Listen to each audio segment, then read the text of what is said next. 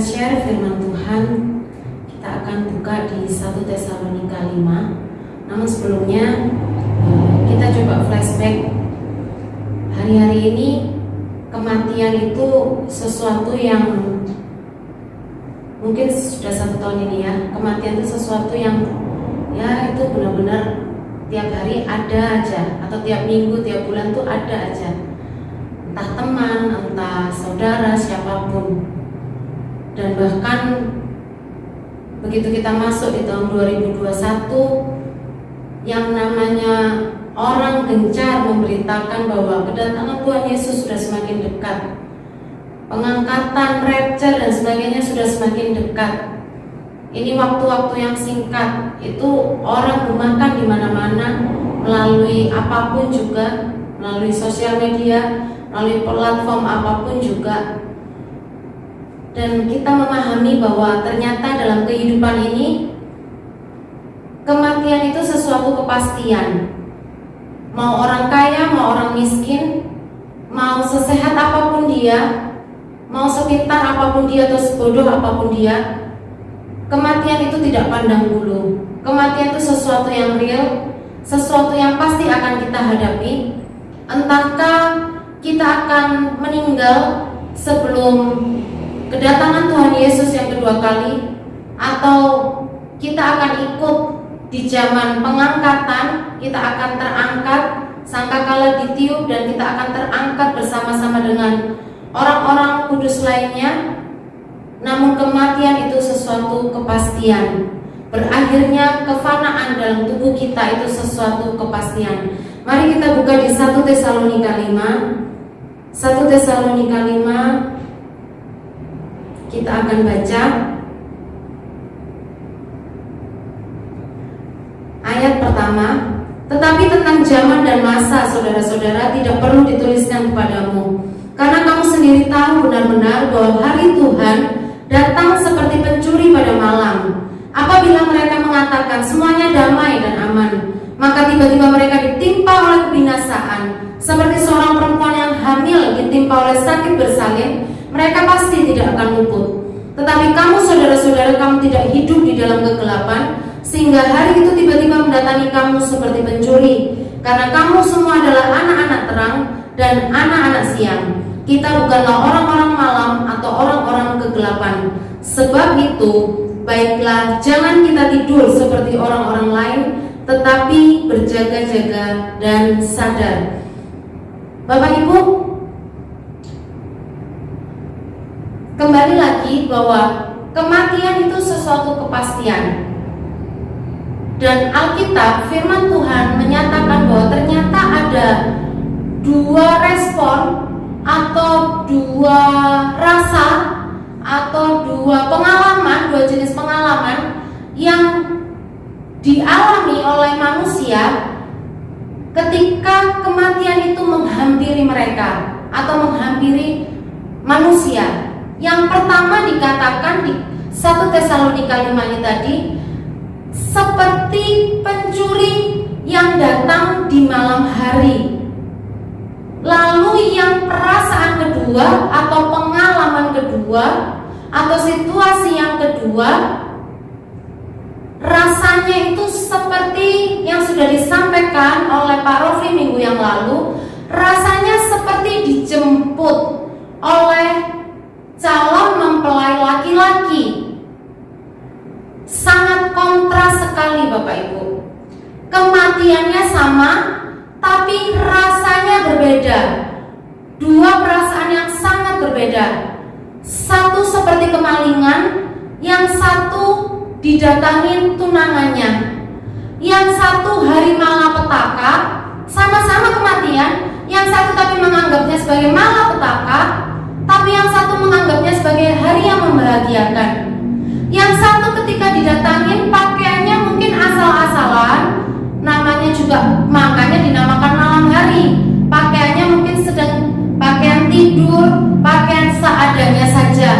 Tapi yang satunya pakaiannya luar biasa, make upnya luar biasa, berhiaskan luar biasa. Yang satu pasti tanpa persiapan, yang satunya pasti tanpa planning. planning, tidak ada siapapun juga rasanya yang merencanakan minggu depan saya kemalingan ini rencananya, tidak ada satu orang pun.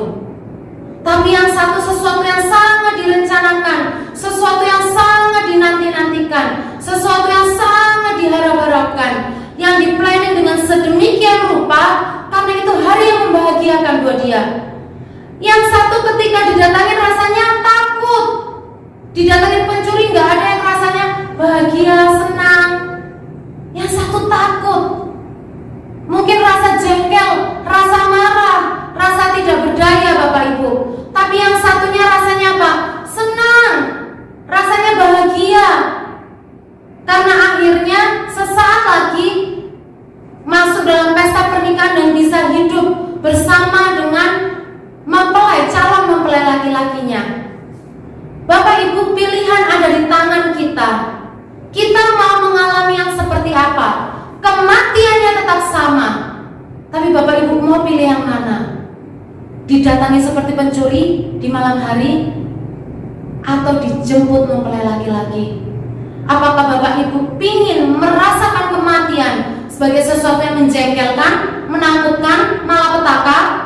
Atau Bapak Ibu memilih kematian sebagai sesuatu yang membahagiakan, sesuatu yang memang hari yang indah, hari yang luar biasa, karena kita sedang dijemput oleh calon mempelai laki-laki kita, yaitu Tuhan Yesus sendiri. Dan kalau Bapak Ibu memilih pilihan yang kedua, firman mengajarkan seperti ini. Yang pertama adalah, firman ajarkan seperti apa? Kita harus hidup sebagai anak-anak terang Bapak Ibu. Bapak Ibu, mari kita lihat anak-anak terang itu seperti apa. Matius 6 ayat 22 sampai 23. Matius 6 ayat 22 dikatakan seperti ini. Mata adalah pelita tubuh. Jika matamu baik, teranglah seluruh tubuhmu. Jika matamu jahat, gelaplah seluruh tubuhmu. Jadi jika terang yang ada padamu gelap, betapa gelapnya kegelapan itu. Bapak Ibu, mata di sini, akar katanya, arti katanya, selain secara fisik itu memang mata, tapi ada akar kata yang lain atau arti kata yang lain mengatakan bahwa mata ini sebenarnya adalah hati dan pikiran kita Bapak Ibu. Bapak Ibu, mata hati kita, pikiran kita harus pikiran yang terang.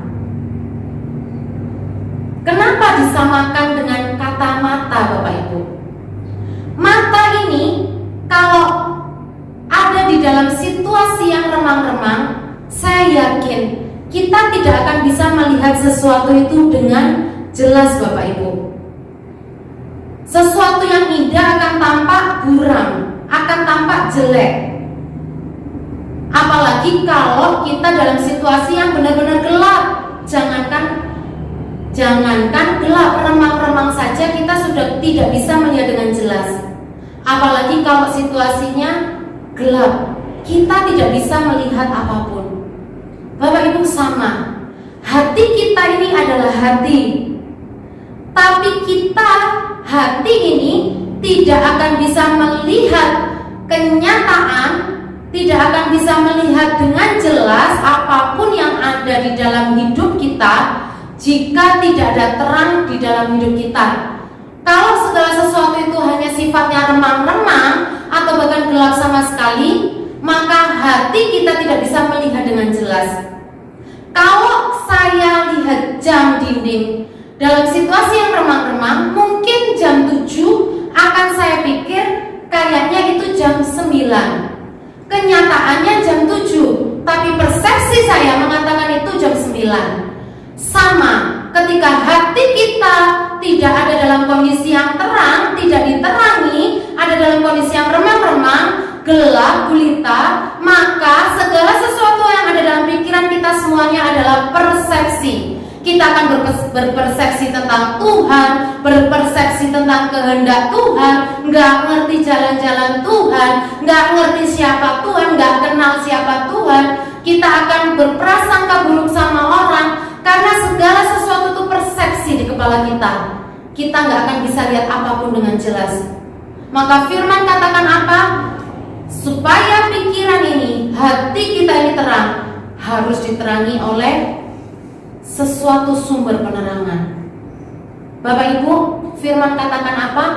Bagaimana supaya terang itu siapa? Firman Tuhan katakan apa? Yesus bilang apa? Akulah terang dunia. Kalau kita mau hidup dalam terang, menjadi anak-anak terang, firman katakan, ayo jadi pengikut Yesus, ayo jadi murid Yesus. Murid bicara soal mengikuti apapun yang Yesus kerjakan, mengikuti apapun yang Yesus bilang, apapun yang Yesus perintahkan.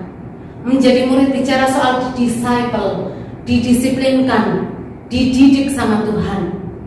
Lalu terang bicara soal apa lagi? Terang adalah juga bicara tentang firman, Bapak Ibu. Kita harus terus mau baca firman. Mazmur 119 ayat 130 bilang apa? Jika firman-Mu itu tersingkap, maka itu menjadi terang dalam hidup kami. Kita mesti baca firman, kita mesti dengar firman, kita mesti haus sama firman. Tidak cukup hanya baca firman.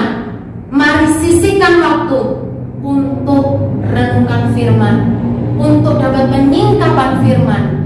Kita bisa baca firman 3 pasal, 4 pasal, 5 pasal dalam satu hari.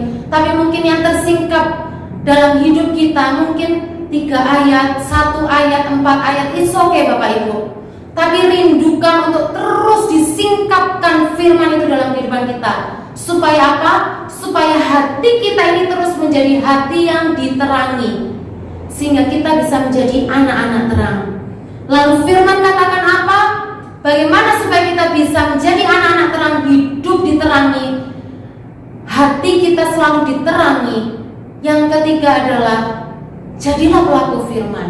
Bapak Ibu, jangan melakukan hal-hal yang bertentangan dengan firman. Bapak Ibu, saya percaya namanya orang yang hidup di dalam terang, firman katakan apa? Pasti buahnya adalah kebenaran, kebaikan, dan keadilan. Efesus 5 ayat 9 katakan seperti itu. Dan firman dengan jelas mengatakan ada buahnya ketika kita hidup dalam terang, ketika kita menjadi anak-anak terang. Kalau kita bicara soal buah, sekali lagi, buah butuh orang lain. Buah tidak mungkin dimakan oleh pohon itu sendiri. Maka kita butuh namanya tester-tester, yaitu orang-orang di sekitar kita yang akan bisa bilang, buahmu manis sekali ya, atau buahmu kok asam banget sih, atau bahkan buahmu kok pahit banget sih, gak enak banget dirasakan.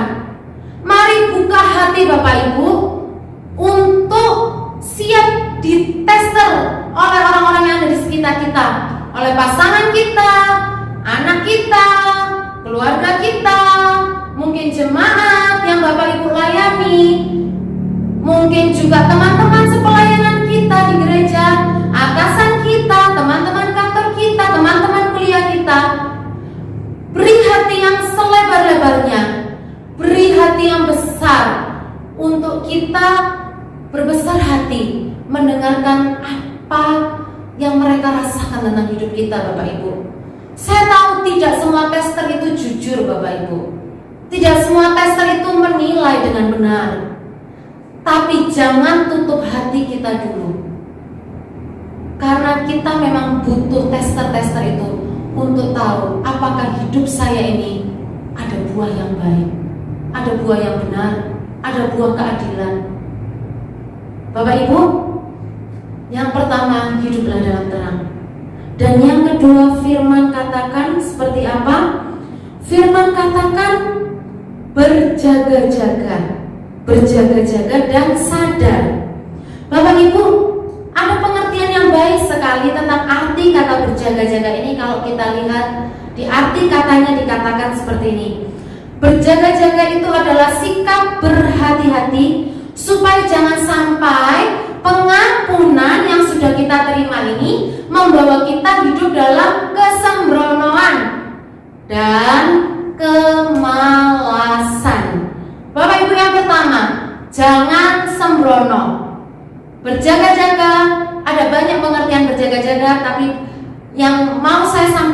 pagi hari ini adalah yang pertama, jangan sembrono sama hidup kita. Udah cukuplah lahir baru. Itu aku sudah pernah dapat pernyataan dari Tuhan. Aku begini, Tuhan suka berkenan sama hidupku. Aku sudah pelepasan. Aku udah ada pernah tumpang tangan sama aku dan menyatakan aku ini diurapi. Bapak Ibu, jangan sembrono. Bapak Ibu tahu kapan Tuhan Yesus ngomong sama Petrus, "Nyanglah engkau iblis"?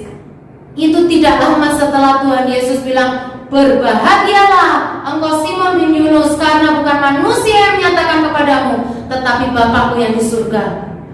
Dan tidak lama dari itu Tuhan Yesus bilang, "Enyahlah engkau iblis." Hati-hati, jangan sembrono. Yudas 3,5 tahun ikut Tuhan Yesus, intens sekali. Bapak Ibu, Kisah Para Rasul katakan apa? Ada orang namanya Simon, sudah percaya, sudah dibaptis, kemana-mana ngikutin Filipus, ngintili pendeta kemana-mana, ngintili gembalanya. Tapi satu kali Bapak Ibu tahu Petrus bilang apa? "Binasalah engkau bersama dengan uangmu, sebab kulihat hatimu pahit seperti empedu." Bapak Ibu, hati-hati dengan kehidupan kita. Jangan sembrono. Mari hidup dalam pertobatan setiap hari, Bapak Ibu. Kita tidak ada yang sempurna, Bapak Ibu. Oleh karenanya, terus koreksi, minta Tuhan koreksi. Saya punya kelemahan, dan daripada saya mengabaikan kelemahan itu, mending saya bawa sama Tuhan. Tuhan, aku punya kelemahan ini, aku gak suka sama ini, aku gak suka sama itu. Kenapa ya kok begitu? Kenapa ya kok begini? Ajukan sama Tuhan, bilang sama Tuhan. Tuhan yang akan mereparasi hati kita, Tuhan yang akan membersihkan kita, Bapak Ibu. Dan yang kedua, seperti arti kata tadi, jangan malas. Firman katakan apa? Di Lukas 12 kita akan lihat. Lukas 12 ayat 42. Firman katakan, jawab Tuhan, "Jadi siapakah pengurus rumah yang setia dan bijaksana, yang akan diangkat oleh tuannya menjadi kepala atas semua hambanya?" Untuk apa? Untuk memberikan makanan kepada mereka. Kapan? Pada waktunya. Dan dikatakan di ayat 43, "Berbahagialah hamba yang didapati tuannya melakukan tugasnya itu ketika tuannya itu datang." Bapak Ibu, pengurus rumah. Mari kita lihat pengurus rumah. Siapa pengurus rumah ini? Pengurus rumah, kalau kita lihat arti kata pengurus rumah di sini adalah orang yang dipercayakan oleh pemilik rumah untuk mengatur seisi rumah itu dan memberikan makanan, memelihara kehidupan di dalam rumah itu. Menggunakan uangnya siapa? Menggunakan hartanya si pemilik rumah. Bentuknya apa, Bapak Ibu? Menjadi pemilik, menjadi pengurus rumah yang memberi makanan orang pada waktunya. Firman dengan jelas mengatakan apa? Seperti apa contohnya? Matius 28 ayat 19 ayat 20 sampai 20. "Jadikan semua bangsa muridku, ajar mereka melakukan segala sesuatu yang kuperintahkan. Baptislah mereka, tuntun mereka dalam kebenaran." Lalu firman katakan apa lagi? Firman katakan seperti apa di Matius 25 ayat 35? "Kasih aku makan ketika aku lapar, kasih aku minum ketika aku haus, kasih aku tumpangan ketika aku orang asing, ketika aku telanjang kasih aku pakaian, ketika aku sakit lawat saya." Firman Tuhan katakan seperti itu, Yesus katakan seperti itu, "Ketika saya dalam penjara, kunjungi saya." Bapak Ibu, firman dengan jelas mengatakan seperti itu. Mari cek hati kita masing-masing, cek posisi kita hari ini. Saya ini pengurus rumah atau yang diurusi? Kalau Bapak Ibu jawab dalam hati masing-masing, Bapak Ibu bilang, "Saya dua-duanya."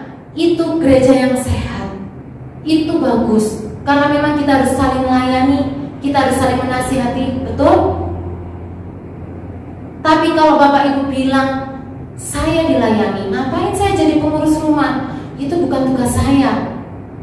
Itu tugasnya si A, si B, si C. Itu bukan tugas saya. Firman dengan jelas katakan, orang yang didapati menjadi pengurus rumah, Tuhan mau kita jadi pengurus rumah, dan ketika Tuhan itu datang dan kita tidak mengerjakan apa-apa, maka firman katakan, celakalah ia. Bapak Ibu, mari ambil bagian. Jangan malas, ambil bagian. Dapatkan hatinya.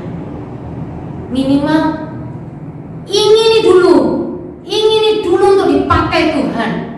Minimal itu Bapak Ibu. Dan yang kedua dikatakan apa? Firman katakan seperti apa? Pengurus rumah yang setia. Setia itu dari awal sampai akhir sama bergairahnya, sama semangatnya. Kita ini seringkali awal-awal, Tuhan kasih aku pekerjaan, Tuhan kasih aku pelayanan, Tuhan aku pengen ini, Tuhan aku pengen dipercayakan ini dan itu. Tuhan sudah percayakan, kita semangat di awal-awal. Tapi begitu nanti suasana sudah mulai nyaman, sudah mulai enak, kita mulai pilih-pilih. Kita mulai sesuka hati kita sendiri. Kita mulai suam-suam. Kita merasa semuanya udah enak, semuanya udah baik. Kita nggak sesemangat seperti di awal lagi. Setia bicara soal konsistensi, tetap melakukan yang terbaik Bapak Ibu, dari awal sampai nanti selesai. Dan firman katakan apa? Jadilah pengurus rumah yang bijaksana. Makanya firman bilang apa tadi? Memberi makan pada waktunya. Waktu Tuhan, pakai hikmat dari Tuhan, pakai cara-cara Tuhan. Jangan pernah asal-asalan, jangan pernah berikan yang seadanya aja. Berikan yang terbaik buat Tuhan dalam apapun juga. Saya bekerja, saya cari uang, tapi saya mau pakai uang saya ini untuk pekerjaan-pekerjaan tadi. Kasih orang makan, kasih orang minum. Saya harus ngerti hati Tuhan. Siapa yang harus saya kasih makan, siapa yang harus saya kasih minum. Bukan dengan pemikiran saya sendiri, bukan untuk kenyamanan diri saya sendiri, bukan suka-sukanya saya. Saya sukanya sama si itu aja yang saya kasih makan. Tidak bisa, Bapak. Tidak bisa. Harus hati Tuhan, harus kehendak Tuhan, harus keinginan Tuhan. Saya ngerti nggak gampang. Makanya Yesus bilang apa sama Marta? Kamu menyusahkan dirimu. Memang tidak gampang Bapak Ibu. Tapi saya percaya bersama Tuhan kita akan dimampukan menjadi pengurus rumah yang setia, yang bijaksana, dan bahkan kita dimampukan menjadi anak-anak terang. Amin. Kita berdoa. Bapa, terima kasih Tuhan. Hamba mengucap syukur buat kasih setiamu. Tuhan, berkati pemberitaan firman-Mu Tuhan. Kami percaya ya Bapa, kami menyerahkan semuanya dalam tangan-Mu. Hamba terus berdoa Tuhan, persiapkanlah kami semua Tuhan, menyambut kedatangan-Mu yang kedua kali ya Bapa. Bagi kami Tuhan, bagi kami kematian, bagi kami hari Tuhan, bagi kami hari pengangkatan. Oh Tuhan, bukanlah hari yang menakutkan, bukanlah hari malapetaka Tuhan. Oh Tuhan, tapi itu adalah hari yang membahagiakan, karena disitulah kami akan berjumpa dengan calon mempelai laki-laki kami, yaitu Tuhan Yesus sendiri ya Bapa. Persiapkan kami seperti Engkau sudah siap sedia ya Bapa. Terima kasih Tuhan, terima kasih Bapa. Berkati setiap umat-umat-Mu Tuhan. Aku berdoa di dalam nama Yesus. Umat-umat-Mu adalah orang-orang yang kuat ya Bapa. Umat-umat-Mu adalah orang-orang yang tidak suam-suam kuku. Amba berdoa di dalam nama Yesus. Umat-umat-Mu adalah orang-orang yang sungguh-sungguh menangkap hati-Mu ya Bapa. Kami tidak sedang mengerjakan keinginan kami sendiri Tuhan, tapi kami sungguh-sungguh mengerjakan apa yang menjadi hati Tuhan, apa yang menjadi perasaan Tuhan. Terima kasih ya Bapa. Kami tahu Tuhan, kami tahu Tuhan, ini adalah waktu-waktu yang singkat ya Bapa. Oleh karena tolong kami Tuhan, untuk kami menghitung hari-hari kami sedemikian rupa, dan kami boleh melakukan bagian kami ya Bapa. Temukan kami Tuhan sebagai hamba yang baik Tuhan dan berkenan di mata-Mu.